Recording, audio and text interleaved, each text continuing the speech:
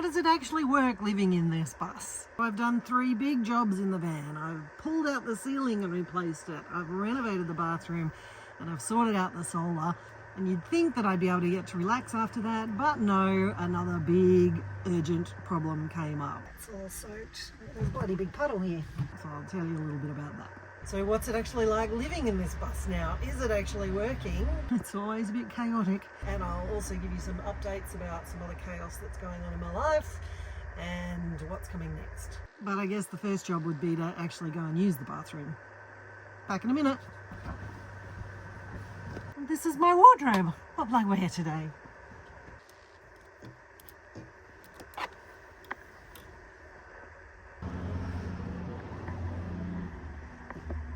Time to get dressed.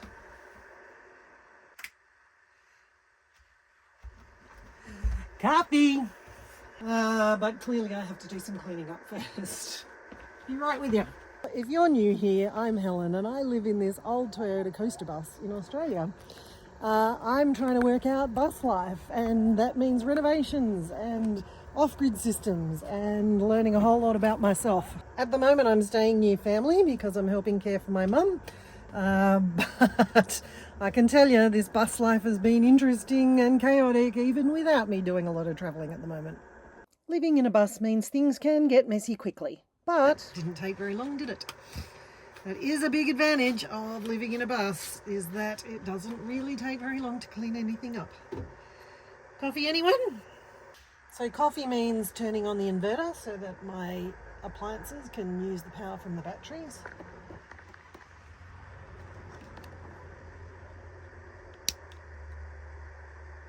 And because I haven't yet sorted out the actual power points to be connected up to the batteries, I have to use this power board that's attached to the back of the inverter to plug things in.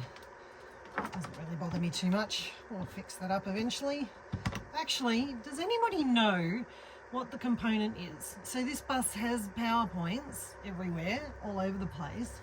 And it used to have a switch at the back where you could switch it to go from shore power to the other power, but it was never connected when I got it. So there's been a lot of changes with the solar.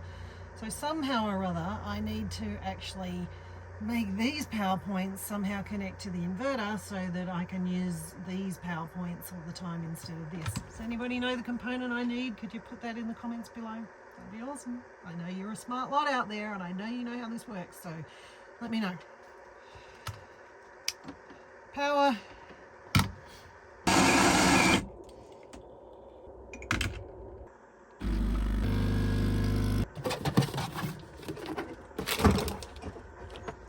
That's a bit of a problem.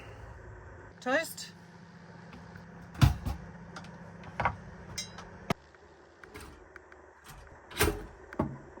While we're waiting for the toast, let me tell you about one of the big changes that's happened. I've actually moved.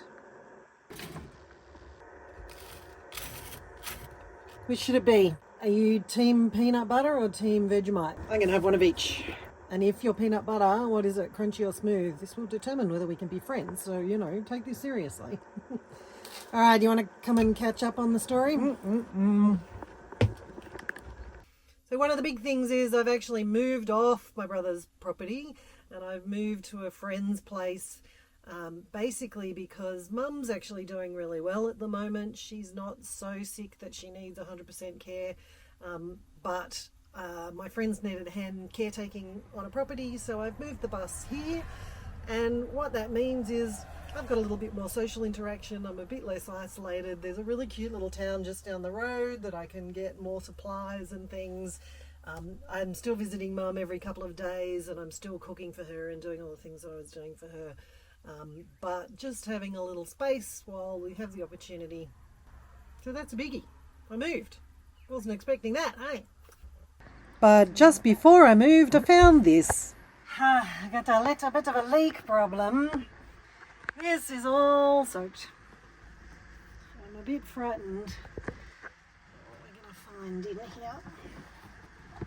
That's all soaked. There's a bloody big puddle here. This is going to be bad. What the fuck is that? Seems a bit wet there. It's So this is a pull all of this out. This is going to be one big piece, isn't it? Yes. So just in case you think I don't have enough renovations on this bus to keep you entertained, I've just found this all under here. It's completely soaking wet.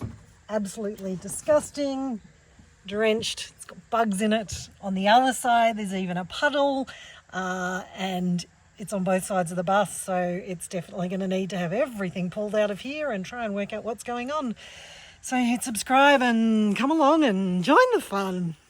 So because I've moved my bus to this other place, Mum has lent me her little car so that I can go backwards and forwards to visit her. But it also means that today I'm actually going out to see a local attraction. I've been here for quite a long time and I haven't seen any of the sights yet. So today we're going to go and see the curtain fig tree. What's a curtain fig tree, do you say? I have no idea. Let's go find out. Apparently it's the Tablelands' most famous tree, and it's the most frequently visited site within the West Tropics Heritage Area. Let's go check it out.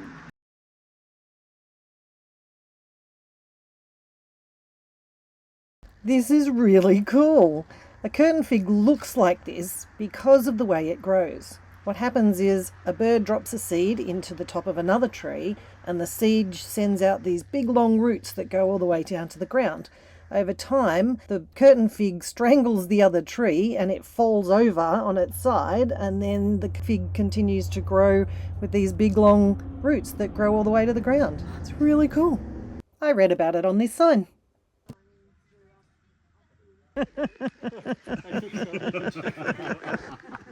Everyone's very serious about the photo situation. Okay, it's back to what's working and not working in the bus. So one of the things that's working really well for me is the kitchen and the power. So I've got 3 solar panels up there and 2 300 amp hour lithium batteries. There's a whole video on this that you can look at, and that will give you all the details if you want to have all the details about how I actually put that. Actually, there's a series on that, so go and have a look at the series. So what I was really surprised at is that I'm actually using this induction cooker that came with the bus most of the time. I thought that was an absolute pipe dream. I thought that was no chance that I would be able to run the power to be able to run that all the time, but I'm actually using this most of the time now. It's fantastic. I do have the Metho cooker as a backup, and I do use that actually when I want to cook something really super slowly, rather than this is actually sometimes a little bit too powerful, but that's really interesting. But with the power I've got, I'm running the coffee machine, I'm running the fridge, I'm running the microwave. I went and bought myself a pizza oven and a Jaffle iron since I did that solar video, so you know I've got power coming out my ears, and it's charging on my phones and doing that kind of stuff, so that's working really well for me. Thing that's not working really well for me at the moment is the storage. It's not bad because it's just me on my own, but it would be nice to have some more cupboards. There's some stuff stored under the bed that would be nice to pack away. So I've had a few questions about why I didn't bring this ceiling all the way down here, because the idea is that I want to put some storage in there. But I'm not sure about what to do. So lots of people have open shelves, and I just don't think that's going to work for me because I think I'm going to be too messy. You know, sometimes people have these beautiful open shelves in their videos where they've got little plants dangling down and they're beautiful glass jars, and you know, I think they look great, but I wonder how practical they are going forward. But I'm also worried about if I do something enclosed that it's going to feel more claustrophobic and heavy in here, so I'm trying to work out what the balance is. If you guys have got any ideas, I'd love to hear them. Maybe a hybrid where I have some open shelves with some knickknacks and some closed so that you don't see the actual mess. Do I have doors that open up this way? Do I have sliding doors? Or do I have roll-top doors? My mum's van's got roll-top doors, but they seem problematic because sometimes things get stuck behind the thing when it's rolling and she can't open it properly. So, you know, I need some ideas for that. Let me know what to do, and I guess I'll build it in a video later on. I'll tell you one thing that is about to start working for me. One of the challenges that I've had in the bus is because I haven't been driving around a lot, I'm not actually charging the batteries very much. It hasn't been too bad because I actually start the bus and run it for a bit to heat the water for my hot water heater. That's a bit of a challenge. that I'm going to have to fix at some stage. But if I am having showers elsewhere or doing something else and I don't actually need to do that, I do need to make sure I run the bus every now and then to run the batteries. But I've just bought a new toy and I'm very excited about that. Check this out. So this is a solar panel trickle charger to plug into my bus batteries. So my bus batteries are 24 volt, not 12 volt. So basically it's two of them joined together. So you can't just use any old charger. But this means I can put this outside and it'll just completely keep my actual bus batteries topped up. And therefore I should always be able to start the vehicle. And that'll be fabulous. I'm very excited about that. I'm going to get that out tomorrow and plug it in and see how it works. Cool toy. I got a new cool toy. Good morning. So I told you about this yesterday. Let's get it out. Plug it in, see how it works. Cabling. Clamps. Oh, this is cool. I assume it goes that way. Those obviously go on the battery.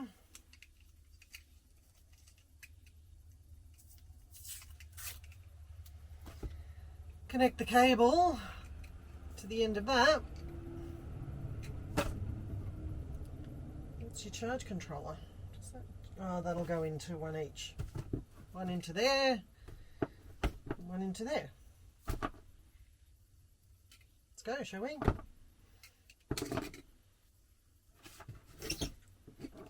First off these. So the difficulty with this is my batteries are actually under this drawer, so I have to pull things apart.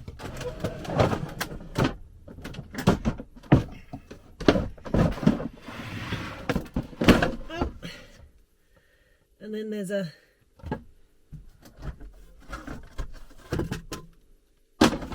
cover there. Come down here and I'll show you.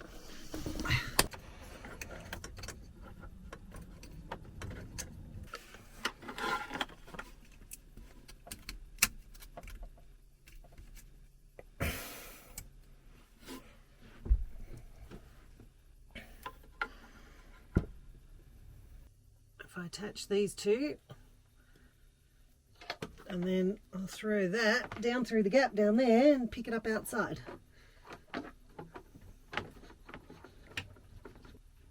And then we'll attach the solar panel. Solar controller first. Found some instructions, let's have a look at those first. Okay.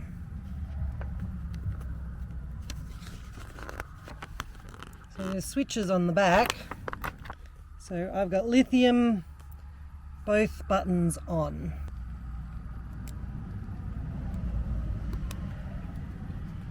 They both are on. Let's plug it in. Put my solar panel in the sun. That's in my shade. Solar panel in the sun. Got a little blue light charging. That's awesome and easy. Now I guess what I need to do is just find a little permanent place for that to sit so it gets a little trickle every day. I'm a big fan of that. I suspect around the front. We'll see where the sun turns up later on. As the sun moves this morning, I'll actually go and work out where a good permanent spot for that is, but pretty happy about that. So my batteries are going to be charged all the time now, and that's fantastic. That's absolute peace of mind for me that I don't have to worry about that even if I'm parked up for a while. So really pleased about that. What I'm not so pleased about is that I've got a big puddle in the front of my bus, and so I'm going to have to work out how to fix that. Anyone got any suggestions about where it might be coming from? Let me know in the comments. Watch this video up here if you'd like to see some of my other adventures, and also hit the subscribe button so that you can get notified next week about what happens with the puddle in the front of the bus videos. And send me messages down below because I actually really love having that connection with you guys and talking with you guys. You guys have great ideas and fun stories, and I really love chatting with you. So send me some messages down below, and I'll see you next week.